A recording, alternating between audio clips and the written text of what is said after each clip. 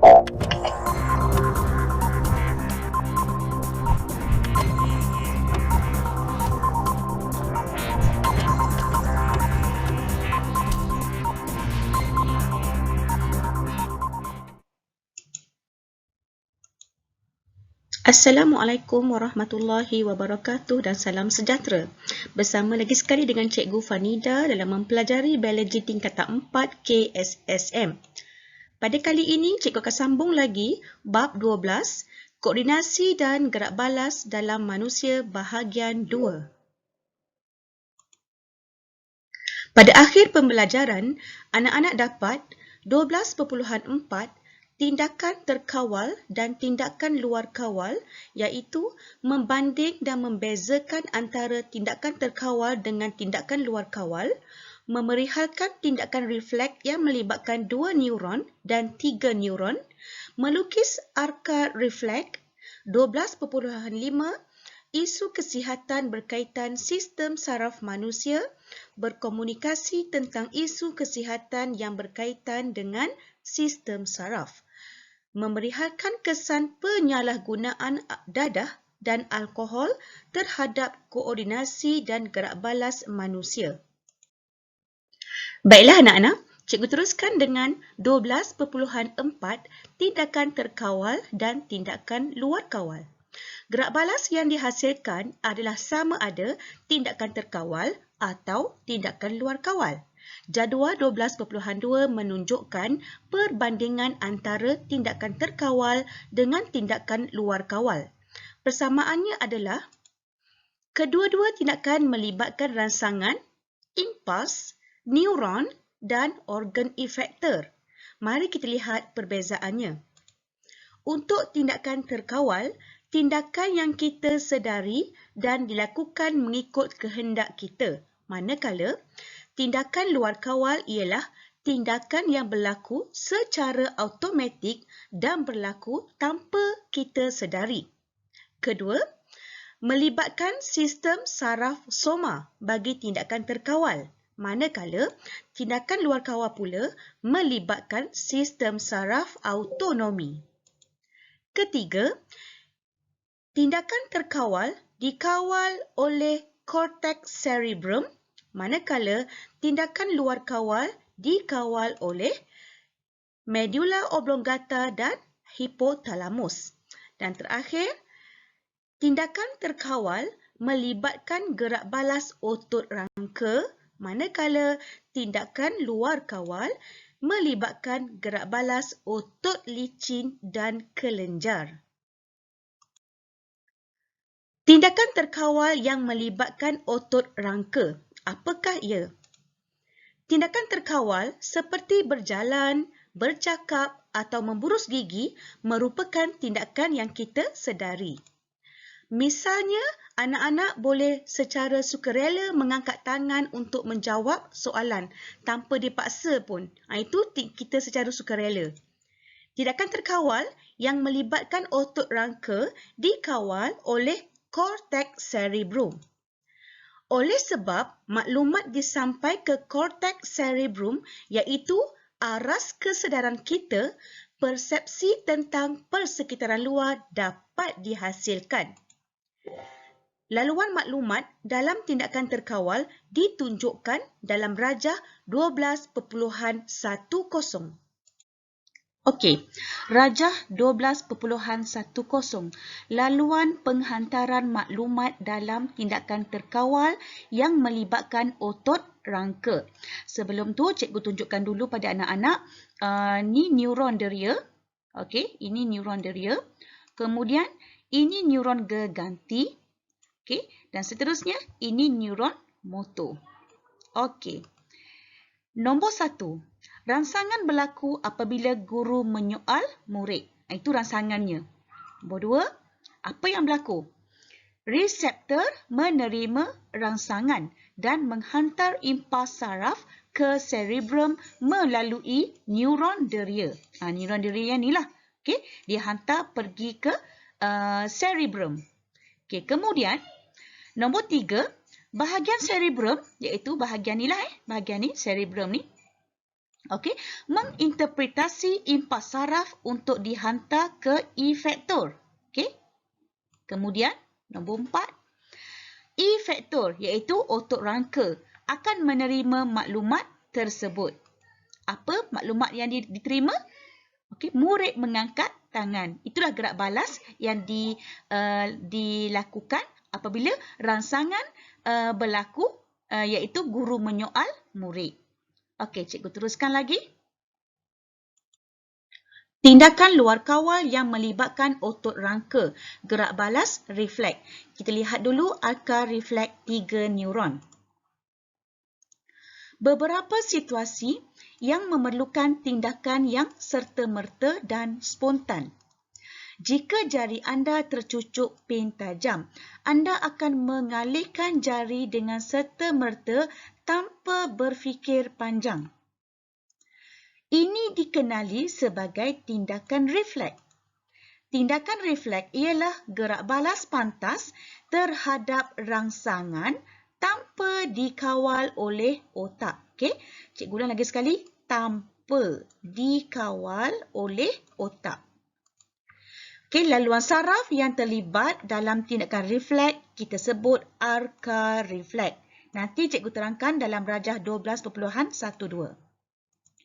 Tindakan refleks mengalihkan jari daripada pin tajam melibatkan 3 neuron dan komunikasi antara neuron dalam sistem saraf periferi dan saraf tunjang. Okey, baiklah. Ini merupakan rajah 12.11 arka refleks yang melibatkan 3 neuron dan saraf tunjang. Okey, ini nombor 1, nombor 2, okey, nombor 3, nombor 4, okey, nombor 5. Okey, kita lihat dulu penerangan dia. Nombor 1, apabila jari tercucuk pin tajam, reseptor deria mengesan rangsangan dan mencetuskan impas saraf. Okey, nombor 2, okey, di sini dekat neuron deria. Impas saraf dialirkan di sepanjang neuron deria ke saraf tunjang. Okey, ini saraf tunjang. Okey, ini saraf tunjang. Okey, ketiga kat mana? Ni ke sini Okey. Dalam saraf tunjang, impas saraf dipindahkan dari neuron deria melalui sinaps ke neuron geganti. Okey, daripada neuron deria ke neuron geganti. Ini dia neuron geganti. Okey, neuron geganti. Seterusnya, nombor 4. Di sini nombor 4 ya. Okey. Dari neuron geganti, impas saraf dipindahkan ke neuron motor. Impas saraf dipindahkan ke neuron motor. Mana neuron motor? Kat sini kan? Ini neuron motor ni. Okey. Kemudian nombor 5. Okey, bahagian last sekali. Neuron motor mengalirkan impas saraf dari saraf tunjang ke efektor iaitu tisu otot kita supaya jari kita dapat dialihkan dengan serta-merta. Dalam penerangan cikgu daripada nombor 1 sehingga nombor 5, cikgu tak ada sebut pun berkenaan dengan otak.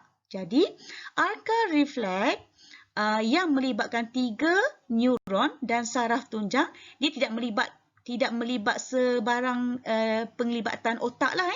Okey, cikgu teruskan lagi. Kepentingan tindakan refleks. Tindakan refleks menghasilkan gerak balas spontan tanpa menunggu arahan daripada otak.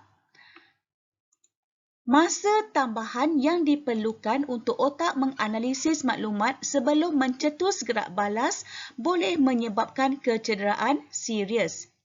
Oleh sebab tindakan refleks melibatkan saraf tunjang, otak dapat bertumpu kepada aras pemikiran yang lebih tinggi.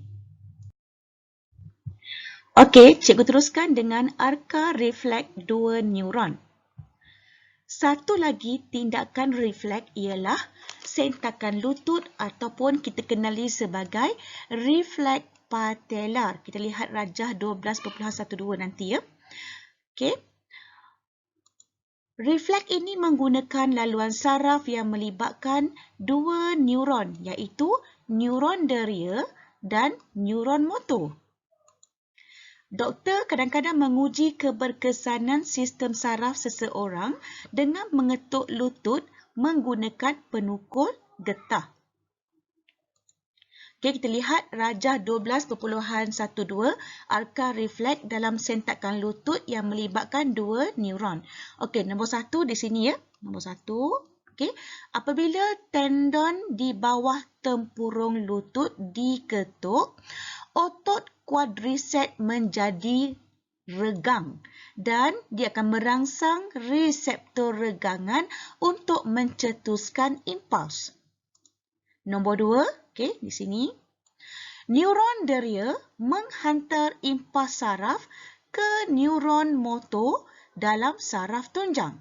Okey. Seterusnya, nombor 3 di sini ya. Okey, berkenaan dengan neuron motor. Neuron motor kemudiannya menghantar impuls dari saraf tunjang ke efektor iaitu otot quadriceps. Efektor kita ialah otot quadriceps. Okey, dan yang seterusnya nombor 4 di sini ya. Okey, otot quadriceps akan mengecut lalu menyebabkan kaki tersentak ke hadapan. Okey, baiklah. Praktis formatif 12.4. Nyatakan urutan penghantaran impuls arka refleks dalam sentakan lutut. Sentakan lutut ni kita panggil arka refleks dua neuron. Okay? Jadi reseptor pergi ke neuron deria, seterusnya neuron motor, kemudian terus ke efektor. Okey, nombor 2. Salah satu contoh tindakan refleks adalah menarik tangan apabila tersentuh objek panas. Takrifkan tindakan refleks dan nyatakan kepentingannya.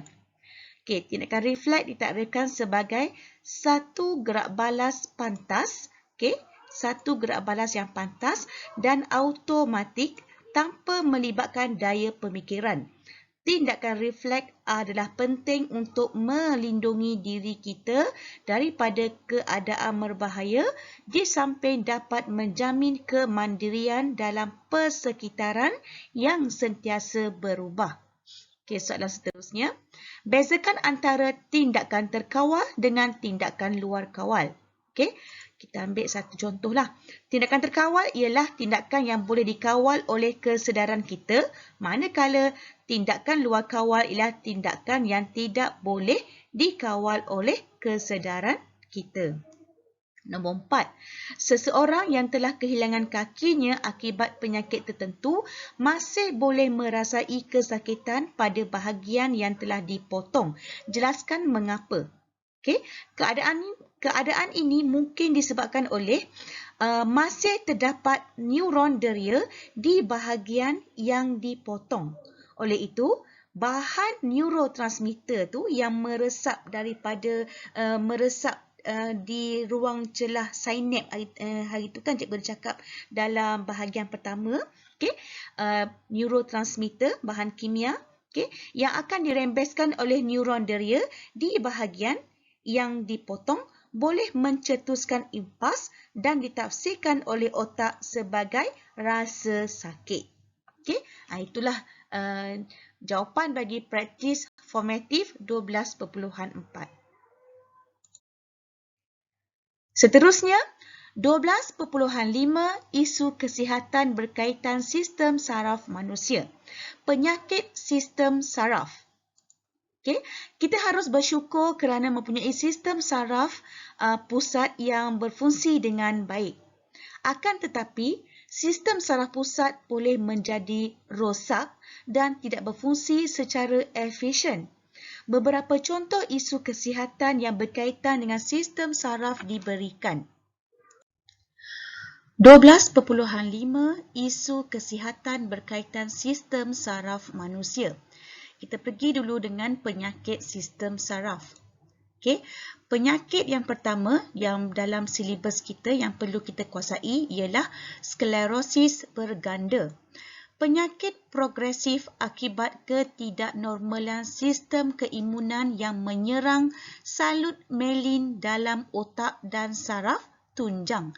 Kerosakan salut myelin menghalang penghantaran impuls dari dan ke otak. Okey, dia menghalang penghantaran impuls dari dan ke otak. Okey, penyakit kedua iaitu penyakit Alzheimer. Penyakit ini menyebabkan kehilangan keupayaan untuk menakul dan menjaga diri sendiri. Pesakit biasanya bercelaru, mudah lupa dan hilang arah walaupun berada di tempat yang lazim. Sekiranya kemerosotan otak berterusan, pesakit tersebut akan kehilangan kebolehan untuk membaca, menulis, makan, berjalan dan bertutur. Okey, risiko penyakit Alzheimer lebih tinggi dalam kalangan individu yang jarang mencabar minda mereka untuk belajar dan berfikir secara kritikal.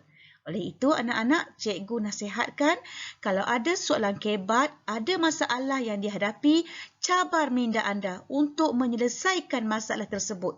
Okey, untuk apa kita cabar minda kita? Ni dia, untuk mengelakkan kita mendapat risiko penyakit Alzheimer. Takut tak? Kalau takut, sila cabar minda anda. Okey? Okey, seterusnya. Penyakit Parkinson. Penyakit Parkinson ni merupakan penyusutan sistem saraf yang menyebabkan anggota badan, rahang, kaki, muka seseorang terketar-ketar. Pesakit juga mempunyai kesukaran untuk mengekalkan postur dan keseimbangan badan. Okey, seterusnya. Okey. Lou Gehrig Amyotrophic Lateral Sclerosis, ALS. Okay? Penyakit ini disebabkan oleh kemerosotan dan kematian neuron motor yang mengawal pergerakan otot seperti mengunyah, berjalan dan bertutur. Okay, seterusnya, Attention Deficit Hyperactivity Disorder ataupun kita kenali sebagai ADHD, iaitu sejenis penyakit otak yang menyebabkan seseorang menjadi hyperaktif, tak boleh beri tumpuan dan mudah menjadi bosan. Biasanya dalam kalangan kanak-kanak, okay? Dia sangat hyperaktif. Okay? Itu juga merupakan sejenis penyakit otak. Okay? Seterusnya, autism. Okay, autism ialah sejenis penyakit yang berkaitan dengan perkembangan saraf dalam otak. Autism ni menyebabkan seseorang individu menghadapi masalah berkomunikasi dan berinteraksi. Okey, seterusnya, epilepsi. Epilepsi ialah kejadian aktiviti tidak normal di bahagian tertentu otak menyebabkan sel saraf mengeluarkan isyarat yang luar biasa. Seseorang yang mengalami epilepsi mungkin berkeadaan tidak sedar dan mengalami kekejangan otot ataupun kita kenali sebagai sawan. Okey? Epilepsi, sawan, ini merupakan kekejangan otot. Dia akan mengalami kekejangan otot.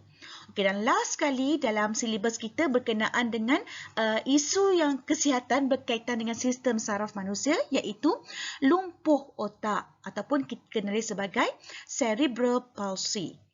Okey, lumpuh otak berlaku disebabkan oleh kerosakan otak sebelum atau selepas kelahiran bayi. Okey, mungkin belum lahir otak dalam bayi dalam kandungan. Okey, otak dia dah lumpuh. Okey, ataupun mungkin berlaku selepas kelahiran. Kemungkinan juga berlaku semasa kanak-kanak berumur 3 hingga 5 tahun. Penyakit ini menyebabkan kegagalan otot dan keupayaan motor pergerakan berfungsi dengan sempurna. Okey, seterusnya. Kesan penyalahgunaan dadah dan alkohol terhadap koordinasi dan gerak balas manusia. terdapat banyak jenis dadah yang digunakan untuk tujuan perubatan. Misalnya, marijuana digunakan oleh doktor dalam kuantiti yang sedikit untuk mengurangkan rasa loya pesakit kanser selepas menjalani rawatan kemoterapi. Akan tetapi, penyalahgunaan dadah selain daripada tujuan perubatan boleh menyebabkan kesan sampingan yang serius dan besar kemungkinan boleh membawa maut. Antara kesan penyalahgunaan dadah terhadap penagih ialah menyebabkan ketagihan yang menyebabkan gejala saraf iaitu seperti menggeletar, berpeluh dan muntah sekiranya dadah tidak diambil. Jadual 12.3 menunjukkan kesan dadah dan alkohol terhadap koordinasi dan gerak balas manusia. Mari kita saksikan jadual 12.3. Okey, kita lihat yang pertama, dadah perangsang iaitu stimulan. Kesan dia meningkatkan aktiviti sistem saraf pusat. Okay. Penggunaan secara berlebihan menyebabkan keadaan seronok yang bersifat sementara. Okay. Dan ini diikuti dengan kemurungan. Okay. Kedua, dadah penenang. Okay. Depressant. Okay. Kesan dia melambatkan penghantaran impuls. Okay. Tadi stimulan tadi meningkatkan aktiviti sistem saraf pusat. Penenang pula melambatkan penghantaran impuls. Dan penenang memanglah dia menenangkan fikiran seseorang. Okey. Seterusnya, dadah khayalan. Okey. Dadah khayalan ni bermaksud kesan dia pengguna akan berhalusinasi, melegakan kesakitan dan kegelisahan. Okey, berkhayal lah ni, dadah khayalan ni. Okey. Seterusnya, dadah narkotik. Okey. Dadah narkotik, kesan dia melambatkan fungsi normal otak. Okey. Dan seterusnya, alkohol. Alkohol akan mengganggu koordinasi dan pemikiran. Kedua, dia melambatkan pemindahan impuls saraf. Itulah berkaitan dengan dadah bahan, okay, dadah dan alkohol serta kesan terhadap sistem saraf.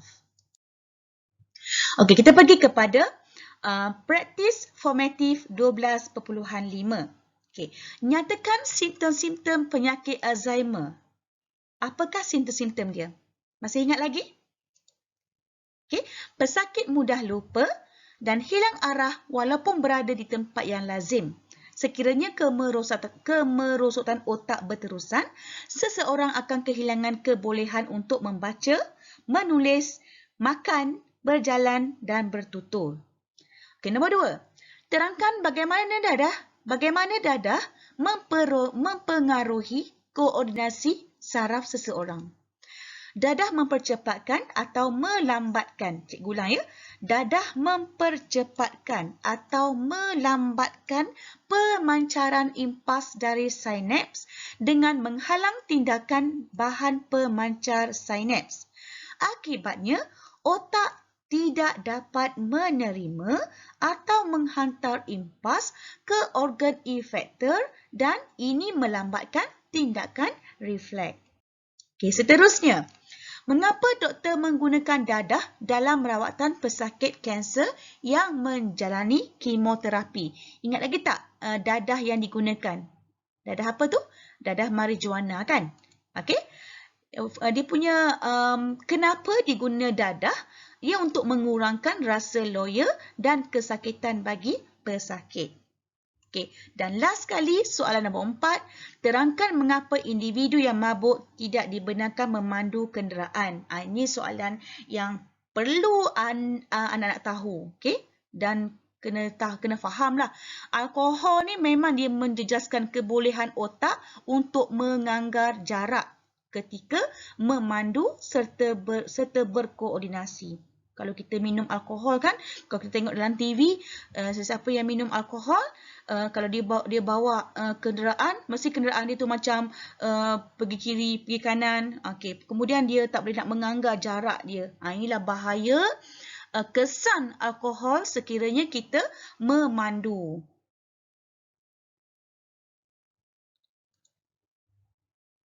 Okey, baiklah. Berakhir sudah sesi pelajaran kita dalam bab 12, bahagian 2 iaitu koordinasi dan gerak balas dalam manusia. Kita jumpa lagi dalam bahagian 3.